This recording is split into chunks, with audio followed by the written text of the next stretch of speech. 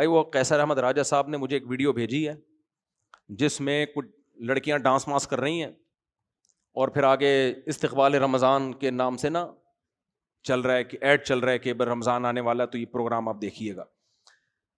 قیصر احمد راجہ صاحب نے میری توجہ اس طرف دلائی کہ آپ نے ڈانس کرنا ہے کرو, آپ نے جو مرضی کرنا ہے کرو, میڈیا پہ کون سا کوئی, لیکن اس پہ رمضان کا خدا کا واسطہ لیبل مت لگاؤ.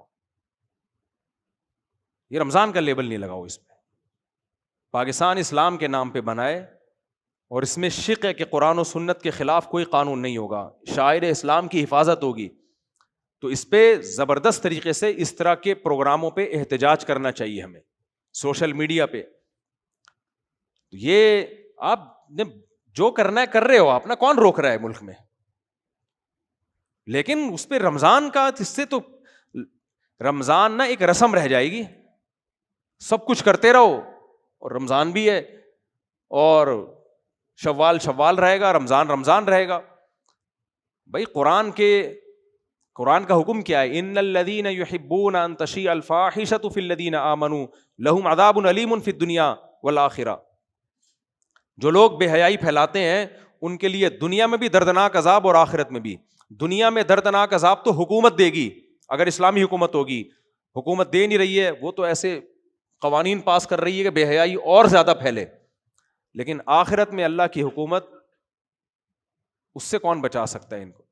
تو آج جو ہم نے قرآن پڑھا ہے نا, اس میں یہ بھی ہے کہ الشیطان یعیدکم الفقر ویأمرکم بالفحشاء, کہ شیطان تم سے بے حیائی کے وعدے کرتا ہے, اور انما یأمرکم بالسوء والفحشاء, تمہیں برائی اور بے حیائی کا حکم شیطان دیتا ہے. شیطان کا کام ہے یہ. رحمان وہ ہمیں حیا کا حکم دیتا ہے, اور اللہ کا دشمن شیطان وہ ہمیں بے حیائی کا حکم دیتا ہے. تو اس لیے میڈیا کی اس قسم کی حرکتوں پر احتجاج کرنا چاہیے. آپ اگر بے حیائی کر بھی رہے ہو تو کم از کم اس بے حیائی کے ساتھ رمضان کا لیبل مت لگاؤ.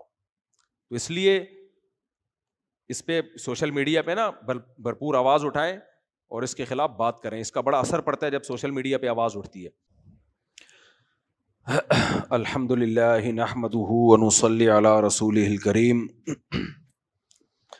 رمضان 2026 کی آج پہلی تراویح کا کچھ خلاصہ بیان کروں گا. آج ہم نے سوا پارہ پڑھا ہے, پہلا پارہ اور دوسرے پارے کا ربع یعنی ایک چوتھائی حصہ. سورہ بقرہ قرآن مجید کی پہلی سورت ہے. چلیے گھڑی میں ٹائم صحیح ہو رہا ہے, صحیح ہو رہا ہے نا. اللہ تعالیٰ نے اس سورت میں قرآن مجید کی ابتدا میں اللہ تعالیٰ نے قرآن کا تعارف کروایا ہے. دیکھو رمضان جو ہے نا یہ قرآن کا مہینہ ہے. ھدی للناس وبینات من الہدی والفرقان, اللہ کہتے ہیں قرآن میں کہ رمضان وہ مہینہ ہے جس میں ہم نے قرآن کو نازل کیا جو لوگوں کے لیے ہدایت ہے. ہر انسان کو ضرورت ہے سیدھے راستے کی, اس کے بغیر انسان نہیں بن سکتا.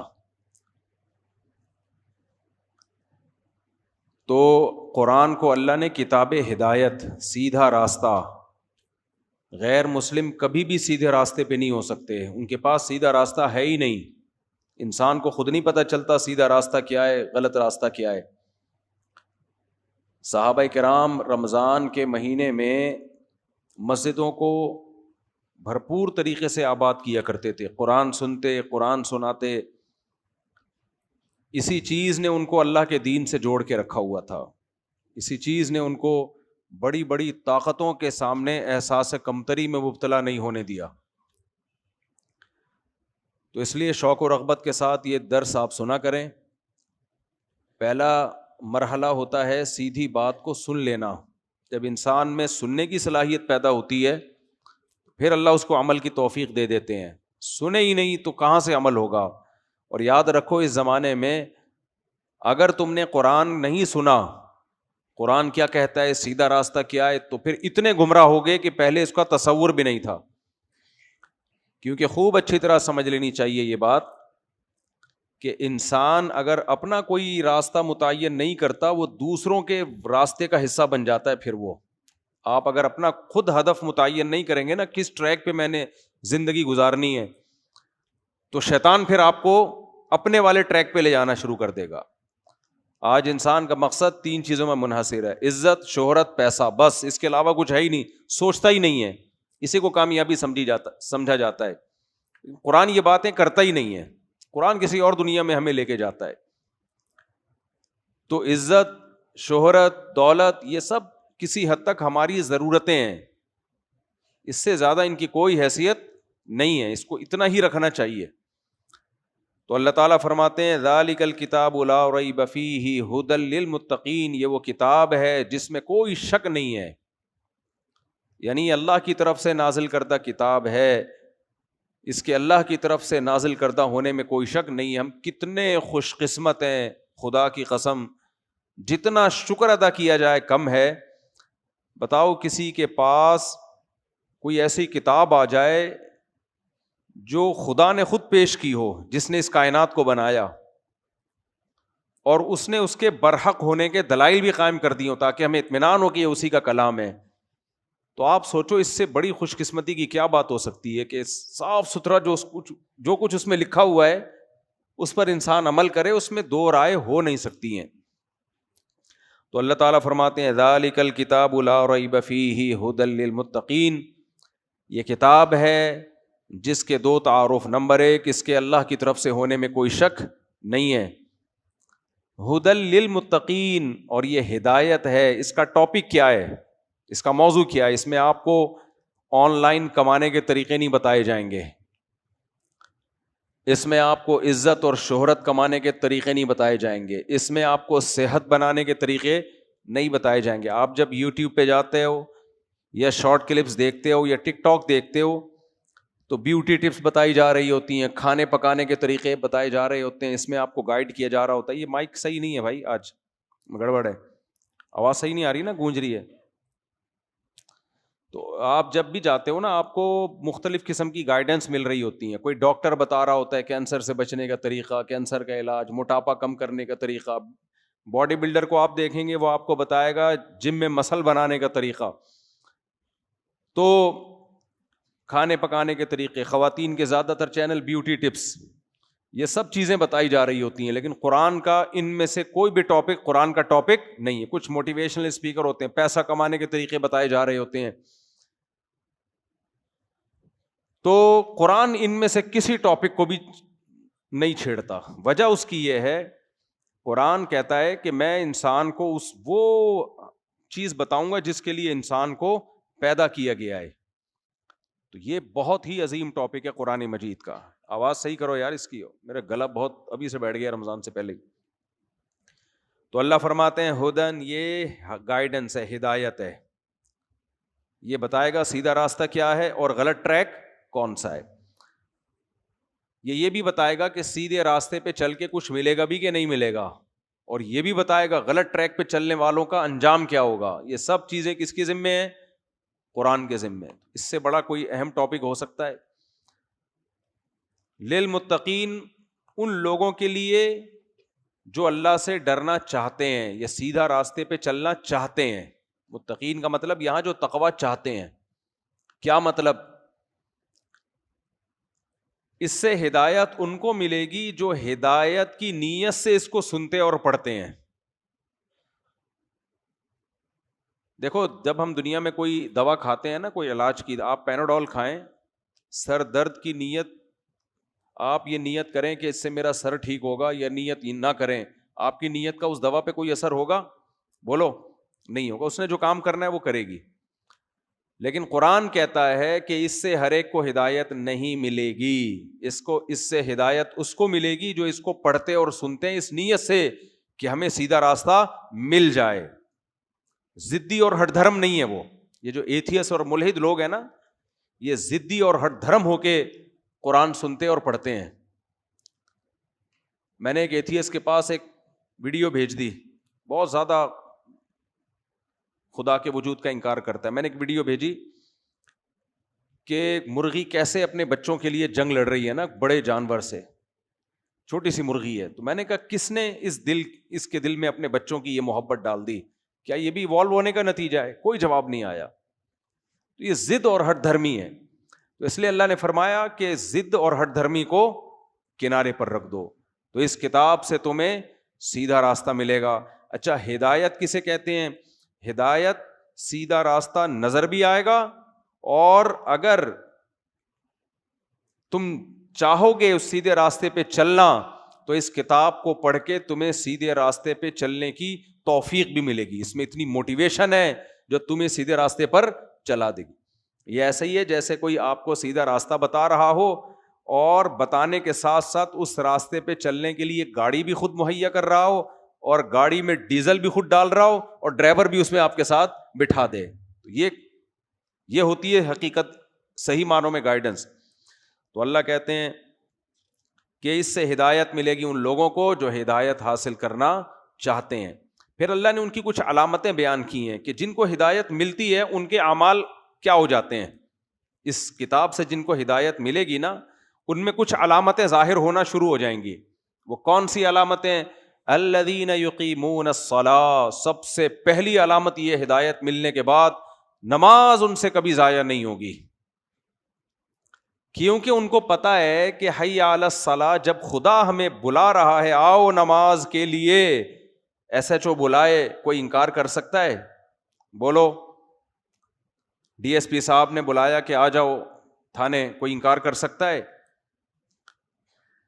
تو ان کو پتا ہے کہ یہ جو مؤذن کی صدا ہے نا حی علی الصلاۃ, یہ مؤذن کی نہیں ہے, یہ کس کی ہے؟ اللہ کی ہے. تو یہ کسی قیمت پہ نماز نہیں چھوڑتے. یہ آج کتنے مسلمان ہیں, مرد ہوں یا عورتیں ہوں, نماز قائم کرتے ہیں. اللہ کی دعوت سب سے ہلکی ہے, سب سے ہلکی ہماری نظر میں. انہی آیتوں میں آگے اللہ نے کیا فرمایا؟ وَاسْتَعِينُوا بِالصَّبْرِ وَالصَّلَاةِ وَإِنَّهَا لَكَبِيرَةٌ إِلَّا عَلَى الْخَاشِعِينَ. فرمایا نماز اور صبر سے اللہ کی مدد طلب کرو, لیکن یہ نماز بہت مشکل ہے مگر ان لوگوں پر جن کے دلوں میں اللہ کا خوف ہے.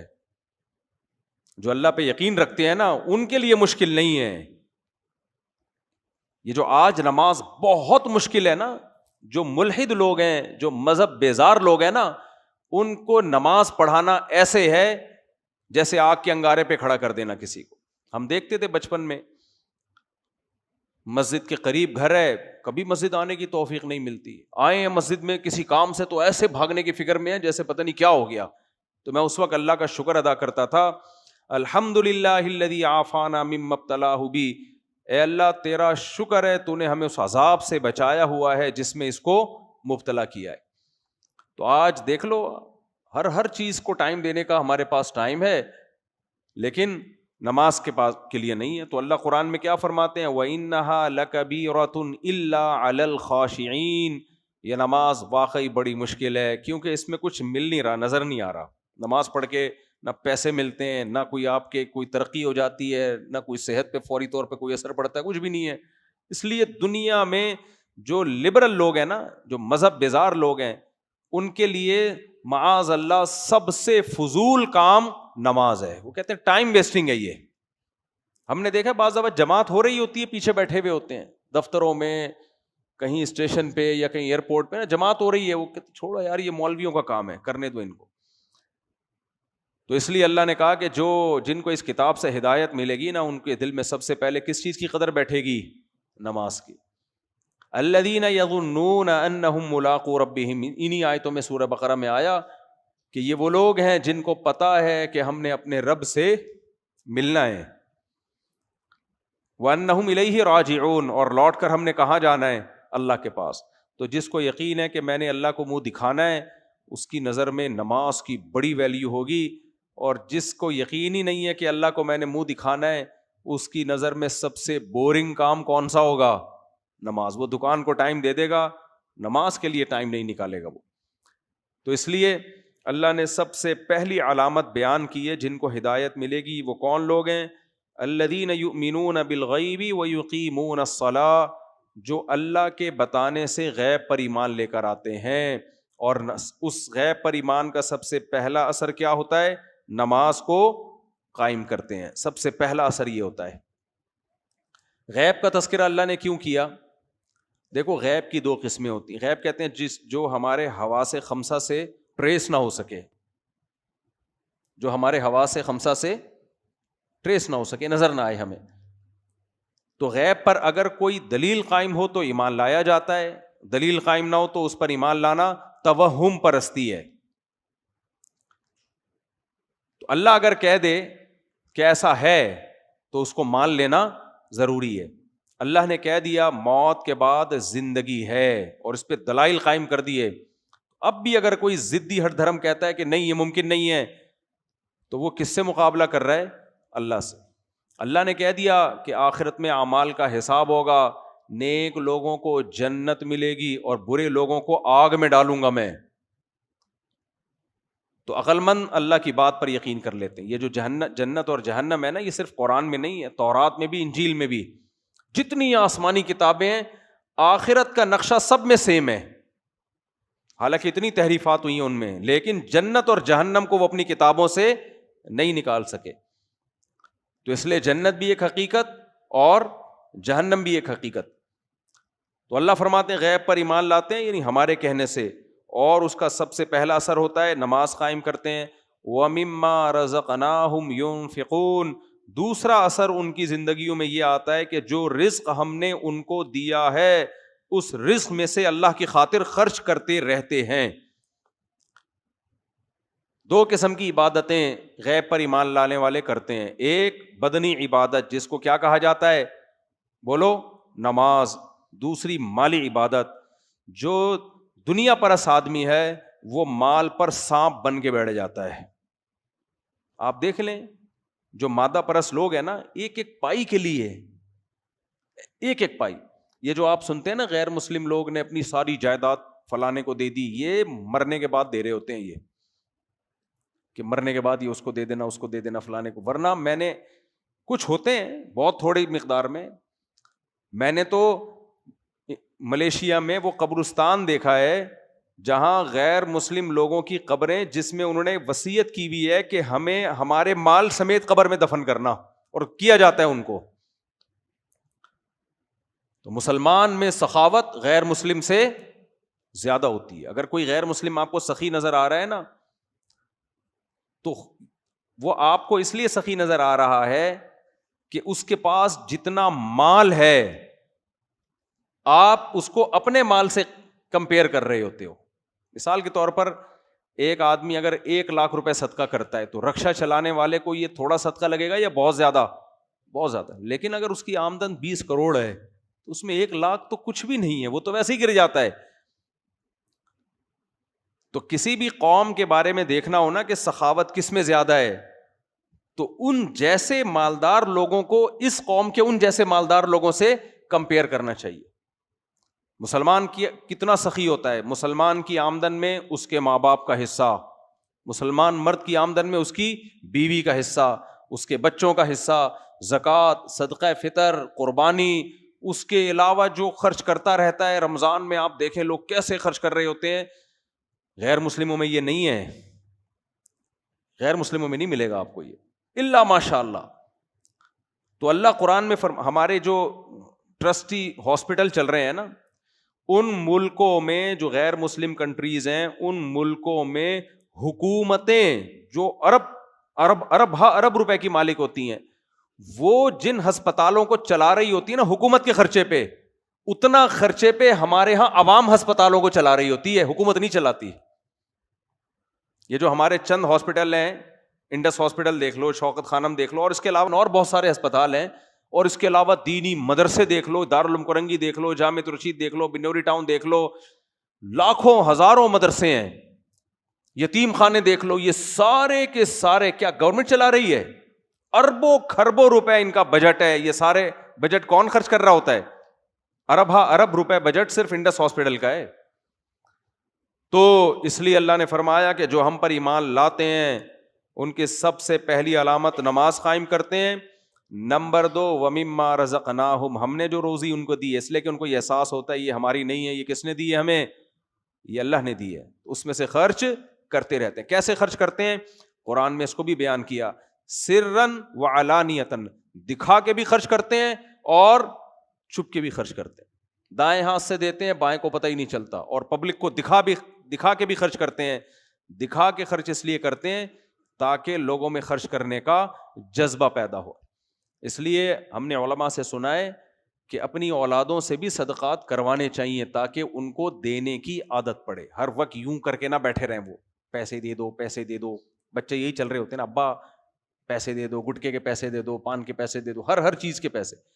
خرچ کرنے والا مسلمان کبھی بھی کنجوس نہیں ہو سکتا، یہ خوب سمجھ لو. تو اس لیے اللہ نے یہ 2 علامت، میں اس کو زیادہ فوکس اس لیے کر رہا ہوں کہ قرآن شروع ہی یہیں سے ہو رہا ہے. قرآن شروع ان 2 علامتوں سے ہو رہا ہے. آج ہمارا مذہب حلوے مانڈو کا مجموعہ بن چکا ہے. کھانا ادھر سے کھا لو، ادھر سے کھا لو، ادھر سے کھا لو، ادھر سے کھا لو، فلانے کے حلوے، کنڈے اور یہ بریانیاں اور یہ سب چیزیں بن چکی ہیں. تو مسلمان کے اندر 2 صفات کا ہونا بہت ضروری ہے، یہ اس کی علامت ہے. اور یہ کس کے لیے کرے گا یہ کام؟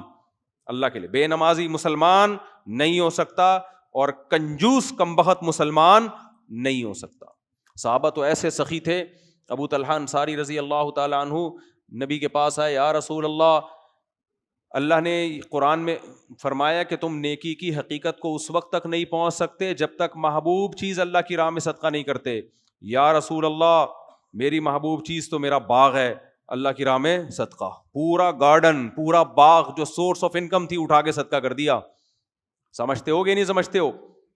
حضرت زینب رضی اللہ تعالی عنہا، نبی صلی اللہ علیہ وسلم جب مال غنیمت آتا نا، سال کا پورا راشن دے دیا کرتے تھے اپنی ازواج. آپ صلی اللہ علیہ وسلم کی ازواج صبح سے صدقہ کرنا شروع کرتی اور رات تک 1 سال کا پورا راشن ختم. سیدہ عائشہ بھی ایسا ہی کرتی.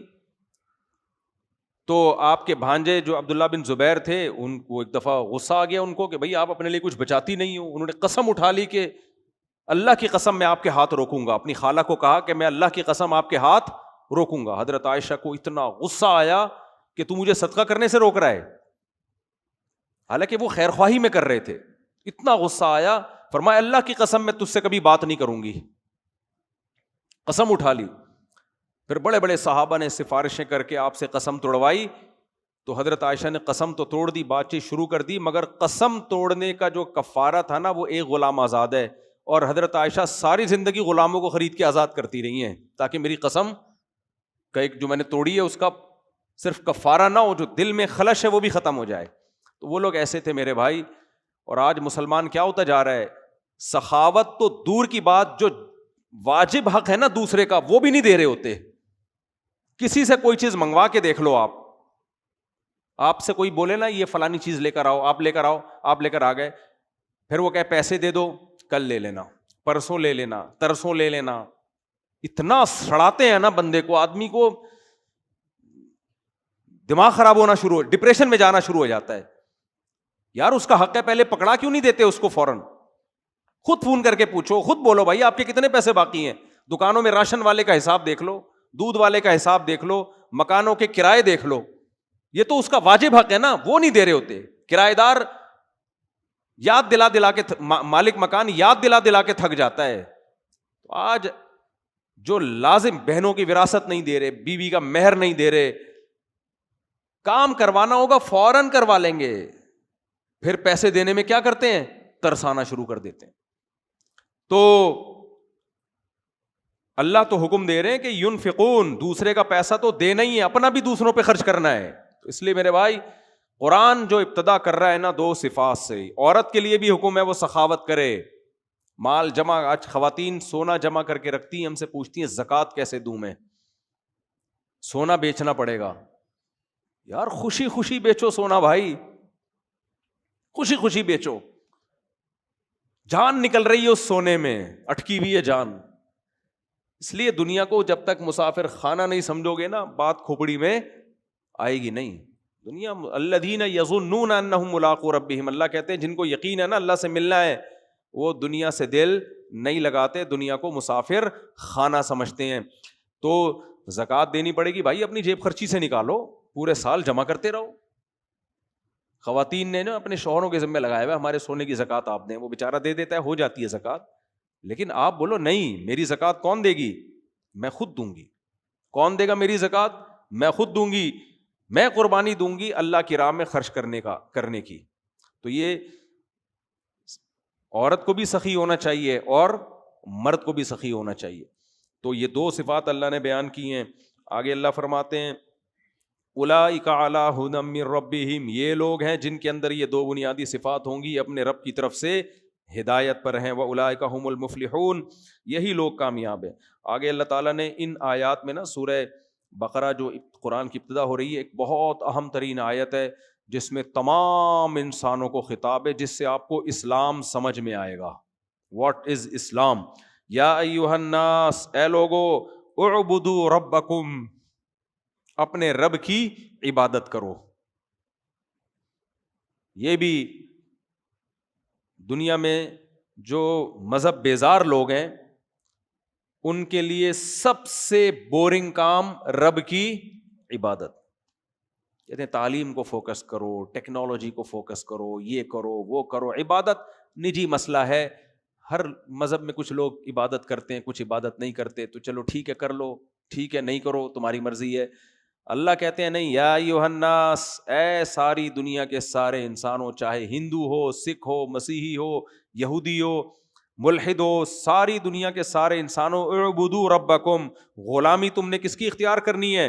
اللہ نے اللہ کا لفظ استعمال نہیں کیا کیونکہ اللہ کو اللہ کہنے میں انسانوں کا اختلاف ہے. کیا خیال ہے؟ کوئی کہتے ہیں وہ اللہ ہے، کوئی کہتے ہیں اللہ. کہتے ہیں چھوڑو اس بحث کو، اللہ ہے یا کوئی اور ہے. رب تو ہے نا تمہارا جو تمہیں پالنے والا ہے. یہ کائنات ایسے تھوڑی چل رہی ہے، کوئی ہے جس نے تمہیں پیدا کیا، اور رب کا مطلب تمہیں پال رہا ہے، تمہاری دیکھ بھال کر رہا ہے. دیکھ بھال کرنے کے بغیر یہ سارا نظام عالم چل نہیں سکتا تھا. دیکھ بھال کر رہا ہے. کیسے دیکھ بھال کر رہا ہے؟ اس کی اللہ نے بتایا الذی خلقکم، سب سے پہلے اس نے تمہیں بنایا.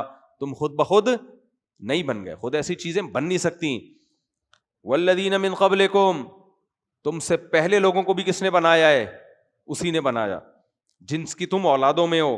اور وانزل من السماء ماء، یہ جو دنیا میں نظام بنا ہوا ہے نا، آسمان سے پانی برس رہا ہے، اس نظام کو بنانے والا کون ہے؟ ہر جگہ ہر خطے پہ تھوڑی دنیا میں چاند پہ بارش ہوتی ہے بھائی، مریخ پہ بارش ہوتی ہے. تو بارش صرف کہاں ہوتی ہے؟ حیات صرف کہاں ہے؟ زمین پر. اور قرآن کہتا ہے وَجَعَلْنَا مِنَ الْمَاءِ كُلَّ شَيْءٍ حَيٍّ، ہر زندہ چیز کو ہم نے کس سے بنایا؟ پانی سے.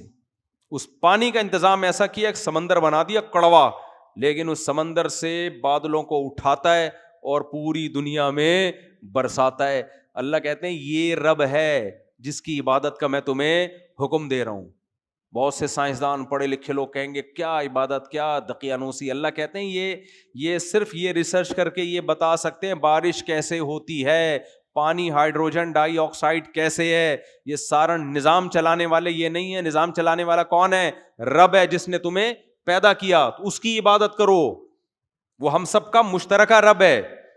وانزل من السماء ماء فاخرج به من الثمرات رزقا لكم، اور اس پانی سے طرح طرح کے پھل پیدا کر دیے اس نے.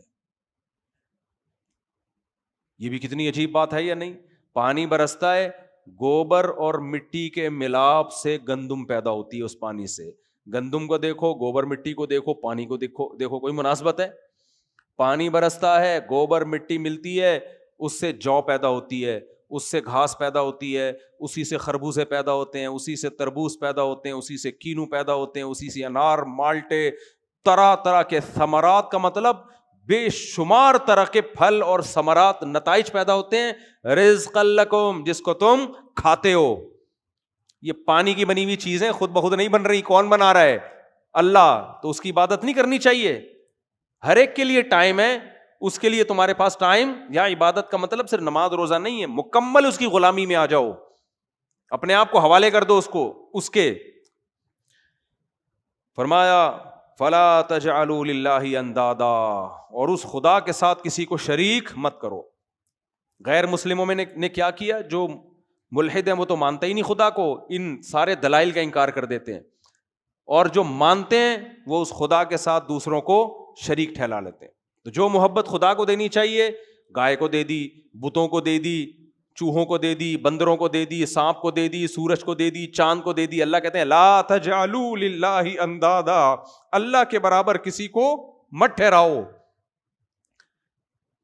یہ کوئی بھی اس کائنات کو بنانے میں اور چلانے میں اللہ کے ساتھ شریک نہیں ہے، سب تمہاری طرح مخلوق ہیں، عاجز ہیں، کیوں ان کے سامنے جھکتے ہو؟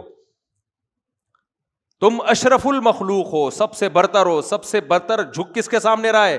جو تمہارے غلام ہے۔ قرآن میں دوسری جگہ کیا آتا ہے؟ وَسَخَّرَ لَكُم مَّا فِي السَّمَاوَاتِ وَمَا فِي الْأَرْضِ، جو کچھ آسمانوں میں زمینوں میں ہے تمہارے لیے، تمہارے لیے مسخر ہے، سرونٹ ہے۔ جب اللہ نے ان سب چیزوں کو ہمارا نوکر کہہ دیا تو ابھی ہمارے لیے مقدس ہوئی؟ باس اپنے نوکر کو مقدس سمجھتا ہے؟ کہے گا بھائی یہ خدمت کے لیے، مقدس نہیں ہے، یہ جس کی خدمت کی جا رہی ہے مقدس اور برتر وہ ہوتا ہے۔ یہ کائنات سورج چاند ہماری خدمت کریں گے، گائے ہماری خدمت کرے گی، ہم ان کو مقدس نہیں مانیں گے، یہ ہمارے غلام ہیں۔ سمجھ میں آ رہی بات؟ تو اللہ کہتے ہیں لا تجعلوا للہ اندادا۔ پہلی آیت میں بتایا کہ عبادت صرف اس اللہ کی ہوگی، یعنی عبادت کرو اللہ کی۔ دوسری میں بتایا کرو بھی صرف کس کی؟ اس کی۔ جب یہ آیتیں ہم پڑھتے ہیں نماز میں، خدا کی قسم اتنا سکون ملتا ہے کہ اے اللہ تیرا کتنا فضل ہو گیا، تو نے ہمیں عبادت میں بھی لگا دیا، اور صرف کس کی عبادت میں؟ اپنی عبادت۔ نماز میں ہم صرف کس کے سامنے جھکتے ہیں؟ اللہ کے سامنے۔ سجدہ کس کے سامنے؟ اللہ کے۔ تو خدا کی قسم ایمان سے بڑی اور اسلام سے بڑی کوئی نعمت نہیں ہے۔ جن کے پاس اسلام نہیں ہے نا، یا تو وہ خدا کی عبادت نہیں کر رہے، اور اگر کر بھی رہے ہیں تو خدا کے ساتھ دوسروں کو شریک ٹھہرا رہے۔ تو اللہ نے فرمایا فَلَا تَجْعَلُوا لِلَّهِ أَنْدَادًا وَأَنْتُمْ تَعْلَمُونَ، تمہیں معلوم بھی ہے کہ تم غلط کر رہے ہو، خدا کے ساتھ کوئی شریک نہیں ہے۔ آگے فرمایا وَإِن كُنتُمْ فِي رَيْبٍ مِّمَّا نَزَّلْنَا عَلَىٰ عَبْدِنَا، اب اللہ نے اتنا بڑا حکم دے دیا نا کہ میری عبادت کرو۔ عبادت میں کیا ہے؟ 5 نمازیں ہیں، رمضان کے روزے ہیں، پھر زکوٰۃ، خیرات، صدقات اللہ کو راضی کرنے کے لیے، پھر نظر کی حفاظت، زنا سے بچنا، شراب سے بچنا، سارے احکام، یعنی اپنے آپ کو مکمل کس کے حوالے کر دیا؟ اللہ کے۔ تو آدمی کہتا ہے پتہ نہیں اللہ کہہ بھی رہا ہے کہ نہیں کہہ رہا ہے، ایسا تو نہیں مولوی صاحب لگا رہے ہو اپنی طرف سے۔ جب بہت بڑا آرڈر آتا ہے تو انسان تحقیق کرتا ہے کہ یہ آرڈر باقی ایس ایچ او صاحب کا ہے بھی کہ نہیں ہے۔ کیا خیال ہے بھائی؟ آپ کو حکم دیا ایس ایچ او صاحب نے، آ جا بھائی، آپ مصروف تھے، نے کہا یار اپنی مصروفیت چھوڑ کے جاؤں گا، پہلے فون کر کے معلوم تو کر لوں ایس ایچ او صاحب نہیں بلایا ہے، یہ پرچہ انہوں نے ہی دیا ہے، کسی اور کا تو نہیں ہے۔ اس لیے اللہ کہتے ہیں وَإِن كُنتُمْ فِي رَيْبٍ مِّمَّا نَزَّلْنَا عَلَىٰ عَبْدِنَا، تمہیں اگر شک ہے نا کہ یہ کلام جو ہم نے محمد صلی اللہ علیہ وسلم پہ نازل کیا اس کے تردد ہے تمہیں، فَأْتُوا بِسُورَةٍ مِّن مِّثْلِهِ، اس جیسی کوئی سورت تم بھی لے آؤ نا۔ محمد صلی اللہ علیہ وسلم جو لکھنا پڑھنا نہیں جانتے تھے، وہ الحمد سے لے کے والناس تک پورا قرآن لے آئے، تو تم بھی کچھ تھوڑا سا لے آؤ نا۔ آج تک مجھے ایک بات بتاؤ، ایسی کتاب وجود میں آئی ہے جس کا انداز بیان اتنا سلیس، اتنا خوبصورت، جس کے مضامین اتنے پاکیزہ، اور جس میں موٹیویشن اتنی پاورفل ہو کہ 1400 سال پہلے ایک آیت نازل ہوئی کہ جو رمضان کا مہینہ پائے روزے رکھے، 1400 سال بعد بھی اس پہ عمل ہو رہا ہے۔ دنیا کی کسی کتاب میں ایسی موٹیویشن ہے؟ اس پر میں کئی بار بیان کر چکا ہوں کہ کس لحاظ سے قرآن جیسی کوئی کتاب دنیا میں نہیں ہے، کس لحاظ سے۔ چند پوائنٹ جلدی جلدی بتا دیتا ہوں۔ دنیا میں ایسی کوئی کتاب، آپ کسی ملحد سے پوچھیں جو ایتھیسٹ ہو نا، دہریہ ہو، جو قرآن کو نہیں مانتا، اور بہت بڑا پروفیسر ہو، پڑھا لکھا ہو، کہ یار تو ایک بات بتا، دنیا میں سب سے زیادہ کون سی بک ہے جو پڑھی جاتی ہے؟ ریسرچ کر کے بتا۔ وہ کہے گا بغیر ریسرچ کے بتا دیتا ہوں، سب سے زیادہ کون سی پڑھی جاتی ہے؟ بولتے کیوں نہیں ہو؟ جلدی جلدی بولو نا۔ قرآن۔ کہے گا بغیر ریسرچ کے بتا دیتا ہوں، کیونکہ اس پہ ریسرچ کی ضرورت ہی نہیں ہے۔ سب سے زیادہ وہ نہیں مانے گا قرآن کو، لیں گے کہ پڑھی سب سے زیادہ کون سی جا رہی ہے؟ قرآن۔ آپ اس سے کہیں یار دنیا میں کون سی ایسی کتاب ہے جو بغیر سمجھے بھی پڑھی جاتی ہے؟ وہ فوراً کہہ دے گا، آنکھ بند کرتے ہی ہوگا ملحد، قرآن کا دشمن ہوگا، لیکن کہے گا بھائی کون سی کتاب ہے؟ قرآن۔ آپ اس سے پوچھے اچھا یہ بتا سمجھ کے کون سی کتاب دنیا میں سب سے زیادہ پڑھی جاتی ہے؟ فوراً جواب میں کیا کہے گا؟ قرآن ہے. آپ اس سے کہیں دنیا میں کون سی ایسی کتاب ہے جو 1400 سال گزر گئے لیکن اس کتاب میں ایک حرف کا بھی اختلاف نہیں ہے, ایز اٹ از چلی آ رہی ہے. پوری دنیا میں جہاں پڑھی جاتی ہے زبر زیر پیش کی ذرا سی کوئی غلطی کرے گا پیچھے سے لوگ اس کو ٹوکتے ہیں. اس میں مسلمانوں کا, کروڑوں لوگوں کا کوئی اختلاف, 1 ارب سے زیادہ مسلمان ہے نا, کوئی اختلاف نہیں ہے. ایسے 1400 سال سے حفاظت سے چلی آ رہی ہے. کوئی اور کتاب ہے جس کی 1400 سال میں ایسی حفاظت ہوئی ہو؟ فوراً جواب میں کیا کہے گا؟ نہیں. قرآن کے علاوہ کسی کو یہ مقام حاصل بولو نہیں ہوا. آپ اس سے کیا دنیا میں, پھر آپ اس سے اچھا دنیا میں کوئی ایسی کتاب ہے جس کو کھڑے ہو کے پڑھا جاتا ہو, اتنے احترام ہو اس کا کنٹینیوسلی, کون سی کتاب ہے؟ وہ جواب میں کیا کہے گا؟ قرآن. یہ وہ اس کے جوابات نقل کر رہا ہوں جو قرآن کا دشمن ہے, وہ بھی مانے گا.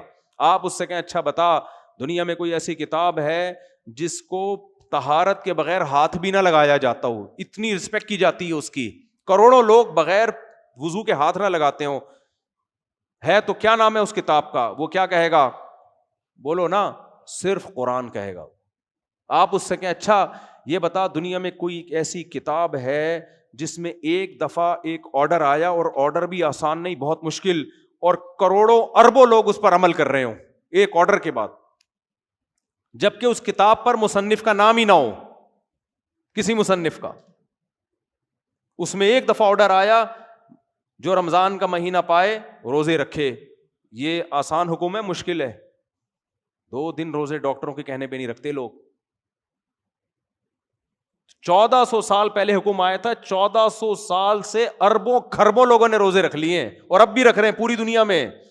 ان ملکوں میں بھی رکھ رہے ہیں جہاں 22 گھنٹے کے روزے ہوتے ہیں, ان ملکوں میں بھی رکھ رہے ہیں جہاں سردی ہو, ان ملکوں میں بھی جہاں شدید گرمی ہو.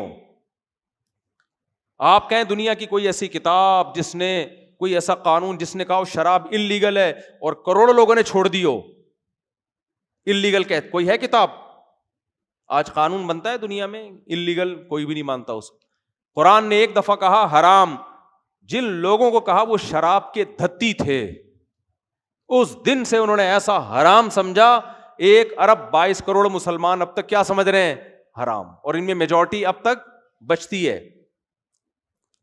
کوئی ایسی کتاب ہے جو 1400 سال پہلے لکھی گئی ہو جس کے مضامین اتنے پیارے, اتنے پاکیزہ, ایک خدا کی عبادت جس میں نماز روزے کی ترغیب ہو, غریبوں پہ خرچ کرنے کی ترغیب ہو, یتیموں پہ خرچ کرنے کی ترغیب ہو. یہ کہا جا رہا ہو جس نے یتیم کا مال کھایا ایسے جیسے آگ کے انگارے ڈالے اس نے, جس میں یہ سمجھایا جا رہا ہو کہ رشتہ داری کو جوڑو, جس میں یہ سمجھایا جا رہا ہو کہ شراب حرام ہے, جوا حرام ہے, سود حرام ہے, زنا کے قریب مت جاؤ, اور ایک دوسرے کو قتل مت کرو. یہ ساری پاکیزہ تعلیمات جس میں کہا جا رہا ہو معاہدوں کی پابندی کرو, اس چیز کے پیچھے مت پڑو جس کے پاس, جس کی نالج تمہارے پاس نہیں ہے, کیونکہ ان السمع والبصر والفؤاد کل اولئک کان عنہ مسئولا. آنکھ ناک ہر عضو کے بارے میں تم سے قیامت کے دن سوال ہوگا. ایسی پاکیزہ تعلیمات دنیا میں کسی مذہب کے پاس, کسی کتاب کے پاس نہیں. تو اس لیے قرآن کہہ رہا ہے ایسی کتاب لاؤ نا. پھر اس کا تو مطلب یا پھر یہ ہوا دوسری تو کوئی کتاب تمہارے پاس ہے نہیں, اس کو تم اللہ کی نہیں مانتے. اس کا مطلب یہ ہوا کہ اللہ نے اپنے بندوں کو پیدا کر کے لاوارث چھوڑ دیا ہے, کوئی گائیڈنس نازل کی نہیں ہے. اس لیے اللہ فرماتے ہیں تم بھی لاؤ اس جیسی کتاب. کتاب کیا ایک صورت نہیں لا سکتے. آگے اللہ فرماتے ہیں فَإِن لَمْ تَفْعَلُوا, اے لوگو, اے انسانوں, اگر تم یہ نہیں کر سکتے نا. خطاب صرف ہم سے نہیں ہے, چائنا والوں سے بھی, جاپان والوں سے بھی, امریکہ والوں سے بھی, انڈونیشیا, ملیشیا, کینیڈا, افریقہ, سب سے اللہ کا خطاب ہے. کیونکہ اللہ صرف ہمارا رب نہیں ہے, ساری دنیا کے سارے انسانوں کا رب ہے. اللہ کہہ رہے ہیں اگر تم ایسی کتاب نہیں لا سکتے تو, اور اس بحث میں ٹائم ضائع کر رہے ہو کہ یہ مسلمانوں کی کتاب ہے, خدا کی نہیں ہے. فاتقوا النار التي وقودها الناس والحجارہ, تو یہ ہلکا جرم نہیں ہے میری کتاب کا انکار کر دینا. اس آگ سے ڈرو جس کا ایندھن انسان اور پتھر ہیں. میں نے ایسی آگ بنائی ہوئی ہے خدا کے نافرمانوں کے لیے جو انسانوں کے جلنے سے بھڑکے گی اور پتھروں کے جلنے سے بھڑکے گی وہ آگ. اس آگ سے ڈرو. پھر کیوں اللہ دھمکی دے رہا ہے؟ اس لیے کہ خدا کی باتوں کا انکار, یعنی اللہ کو آپ ہلکے میں لے رہے ہو. کوئی بہت بڑا طاقتور آدمی آپ کو دھمکی دے کے جائے اور آپ پڑے ہوئے خراٹے لے کے سو رہے ہو, اس میں وہ اپنی انسلٹ محسوس کرے گا کہ نہیں کرے گا؟ وہ اگلا پیغام جو آپ کو دے گا وہ کہے گا بھائی تو نے مجھے بہت ہلکے لے لیا ہے, تو نے مجھے بہت ہلکے لے لیا ہے, میں اتنا ہلکا ہوں نہیں. یہاں بھی اللہ کہتے ہیں کہ اگر تم خدا کی کتاب کا انکار کرو گے اس دلیل کے باوجود, فاتقوا النار التي اعدت للکافرین, فاتقوا النار التي وقودها الناس والحجارہ, اس آگ سے ڈرو جس کا ایندھن انسان اور پتھر ہیں. وبشر الذین آمنوا وعملوا الصالحات, اور اگر تم اس کتاب پر ایمان لاتے ہو اور صرف ایمان نہیں لاتے, اس میں جو اچھی باتیں لکھی ہیں اس پر عمل بھی شروع کر دیتے ہو, وہ عمل کیا ہے؟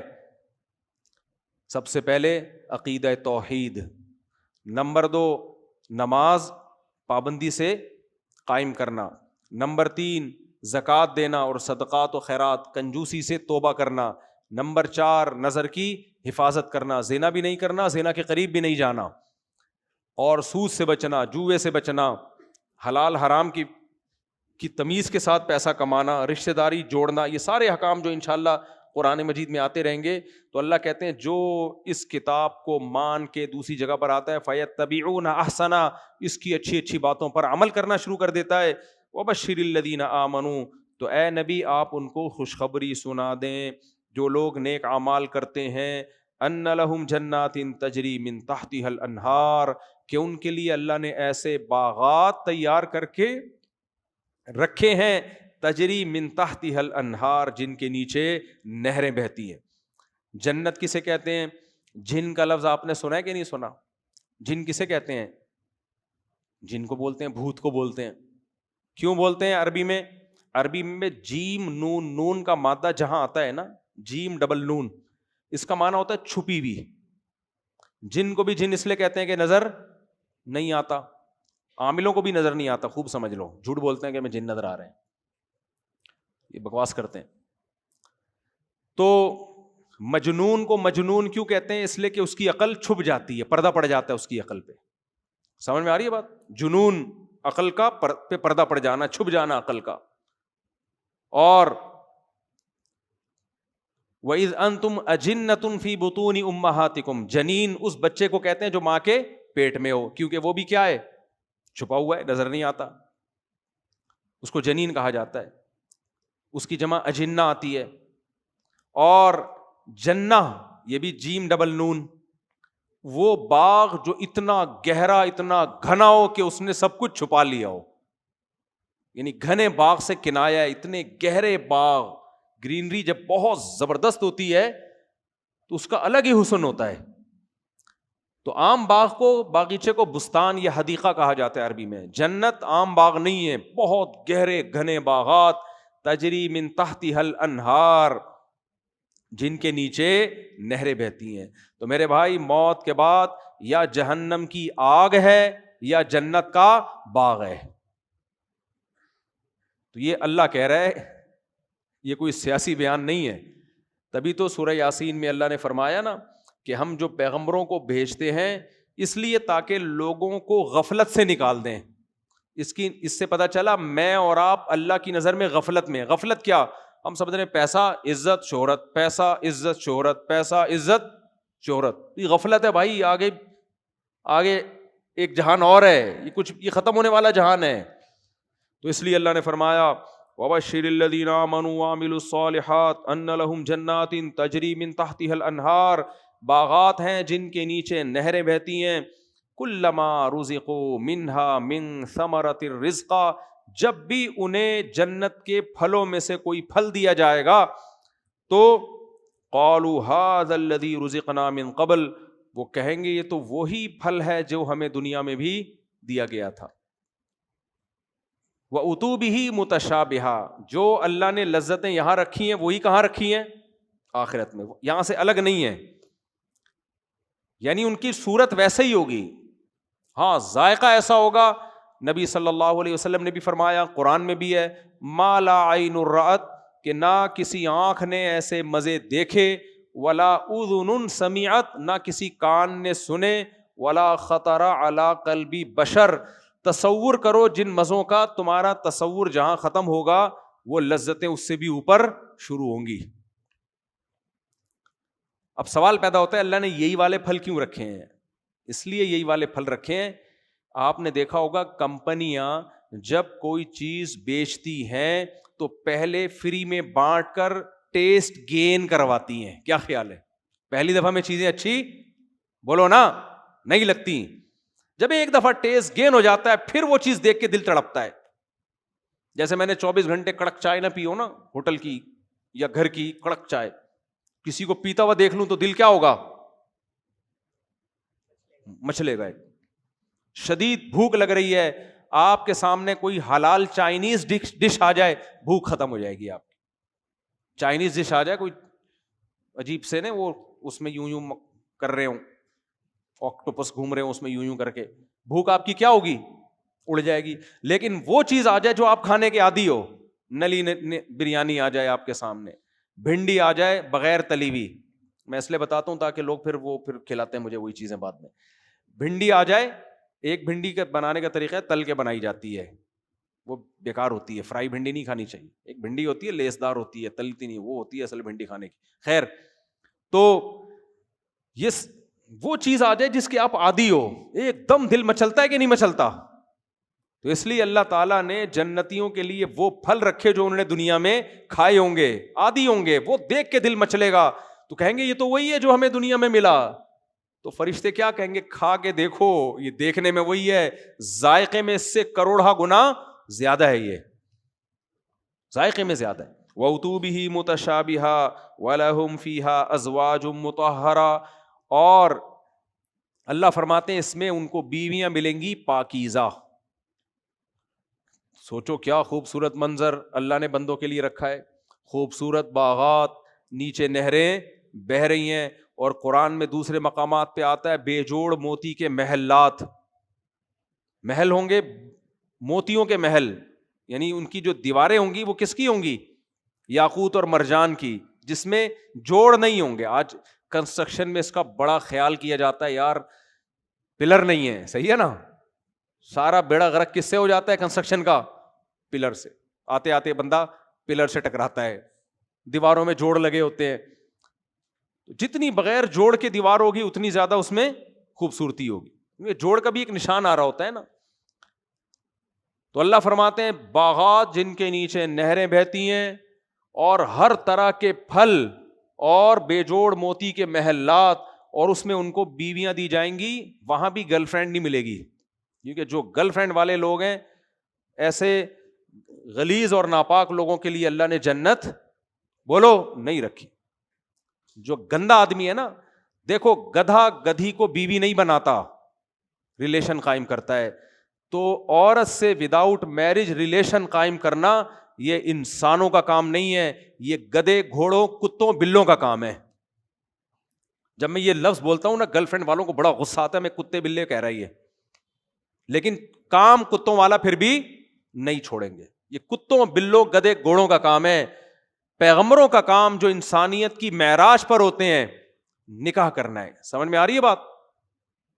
وہ بیوی بنا کے جوڑوں کی شکل میں رہتے ہیں انسانوں کی طرح, گھر والی کو لے کر آتے ہیں جس سے اولاد ملتی ہے ان کو. تو اس لیے اللہ نے جنت میں بھی گرل فرینڈ نہیں رکھی ہے, ازواج مطہرہ, بیویاں ہوں گی وہاں بھی. بیوی اور گرل فرینڈ میں کیا فرق ہوتا ہے؟ دو بنیادی فرق ہوتے ہیں. نمبر ایک, وہ کسی اور سے آپ کی موجودگی میں تعلق قائم نہیں کر سکتی. وہ کس کی ہے؟ صرف بولو نا آپ کی. یہ ایک علمی نقطے کی بات ہے, اس کو نوٹ کر لو. بیوی اور گرل فرینڈ میں کیا فرق ہے؟ گرل فرینڈ کا دوسرا بھی بوائے فرینڈ ہو سکتا ہے. ہاں غیر اخلاقی سمجھا جاتا ہے اس کو سوسائٹی میں کہ صرف ایک ہی بوائے فرینڈ ہونا چاہیے, لیکن اگر دوسرا جمشید بھی آ گیا اس کی زندگی میں تو زیادہ زیادہ آپ چھوڑ دو گے یا نہیں چھوڑو گے, چلو بھائی دو بوائے فرینڈ ہیں, یہی ہو جائے گا نا. بیوی کا شوہر صرف ایک ہوتا ہے. جو محبت شوہر سے ہوتی ہے وہ کسی اور مرد کو دے نہیں سکتی. یہ پوری دنیا میں مسلم ہے, یہ چاہے ہندو ہو سکھ ہو سب میں یہ. دوسری چیز یاد رکھو, گرل فرینڈ جب چاہے آپ کو چھوڑ سکتی ہے, بیوی باؤنڈ ہوتی ہے. جب تک آپ ڈیورس نہیں دو گے وہ آپ سے علیحدہ نہیں ہو سکتی. اس لیے انسان کو اس کے اپنے ہونے کا احساس ہوتا ہے. ہماری عدالتوں نے حرام خوری کر کے اور ہمارے کچھ مذہبی اسکالر نے حرام خوری کر کے عدالتوں کو خلا کا رائٹ دے کے بیوی اور گرل فرینڈ میں یہ فرق ختم کر دیا ہے. کچھ اسکالر ہیں جہل مرکب، جن کو نہ قرآن کا پتا نہ حدیث کا پتا. آج کل وہ فتوے دیتے پھر رہے ہیں اور میرے خلاف کلپ بنا کے پھینک رہے ہیں کہ اس کی حنفی ہیں، مقلد ہیں، اندھے، ان کو کیا پتا. عدالت کو بھی رائٹ ہے کہ وہ خلا عورت کا حق ہے، وہ یک طرفہ لے سکتی ہے. حالانکہ خلا قرآن سے حدیث سے پتا چلتا ہے میاں بیوی کا ایگریمنٹ ہے، جب تک مرد نہیں چھوڑے گا بیوی نہیں چھوٹتی، وہ نکاح ختم نہیں ہوتا، سوائے اس چند کنڈیشن کے جس میں مرد کا ظالم ہونا ثابت ہو جائے، متعنت ہونا ثابت ہو جائے، جس کو تنسیخ نکاح کہتے ہیں. نارملی ایسا نہیں ہو سکتا. تو بیوی اپنی ہوتی ہے. سمجھ میں آ رہی ہے بات کہ نہیں آ رہی ہے؟ تو اس لیے اللہ نے فرمایا کہ ازواج ملیں گی، گرل فرینڈ نہیں ملے گی. بیوی اس لیے کہ تمہیں یقین ہوگا یہ میری ہے، یہ نہیں کہیں جانے والی. جب آدمی کا نکاح ہوتا ہے نا تو اسے اسلام بتا دیتا ہے طلاق لمن اخذ بالساق، صحیح حدیث میں آتا ہے. اب یہ نکاح ہوا اس کی مرضی سے ہے، اب یہ ہمیشہ کس کی رہے گی؟ تمہاری. جب تک تم ڈیورس نہیں دو گے، چھوڑو گے نہیں، تو یہ جا نہیں سکتی. یہ اپنائیت کا احساس ہوتا ہے مرد کے دل میں اپنی بیوی کے بارے میں، تبھی وہ بیوی سے دل بھی لگاتا ہے، جائیدادیں اس کے نام کر دیتا ہے، گیس بجلی کا بل دیتا ہے، اس سے اولادیں پیدا کرتا ہے. اپنائیت کا احساس اسے بیوی کے حقوق پر مجبور کرتا ہے. لیکن یورپ نے اور مغربی دنیا نے اور ہماری عدالتوں نے اور ہمارے کچھ نام نہاد جاہل قسم کے اسکالرز نے کیا کیا؟ بیوی کو بھی یہ کہہ دیا کہ تمہارے پاس بھی یہ رائٹ ہے، تم جب چاہو عدالت سے خلا لے سکتی ہو. اس کا ریزلٹ فیوچر میں کیا نکلے گا کہ مرد کہے گا کسی بھی وقت یہ مجھے چھوڑ کے جا سکتی ہے. اس کو ایسے، اس کے ساتھ آپ کا بیہیویئر ایسے رکھو جیسے جمشید کا اپنی گرل فرینڈ کے ساتھ ہے. پراپرٹی نہیں دینی، کیونکہ پراپرٹی دی کل خلا لے کے چلی گئی تو میرا کیا ہوگا. بچے پیدا نہیں کرنے، کل خلا لے کے چلی گئی تو بچے بھی مارکیٹ سے شارٹ، بچے بھی گئے. اور یہ ہو رہا ہے باہر ملکوں میں. آپ مذاق سمجھ رہے ہو؟ میں جو اتنے باہر ملکوں کے چکر لگا رہا ہوں نا، لوگ کہتے ہیں ہر 4 دن بعد کینیڈا پہنچے ہوئے ہوتے ہیں، امریکہ پہنچے ہوئے ہوتے ہو. میں وہاں گھومنے پھرنے نہیں جاتا. یہ تو گھومنے پھرنے کی ویڈیوز آ رہی ہوتی ہیں، زبردستی لوگ لے جاتے ہیں، برف پہ نماز ہو رہی ہے، یہ ہو رہا ہے تو تھوڑا بہت انٹرو. اصل میرا کام یہ نہیں ہوتا، اصل تو میرا کام کچھ اور ہوتا ہے، دیکھنا ہوتا ہے سوسائٹی کو. تو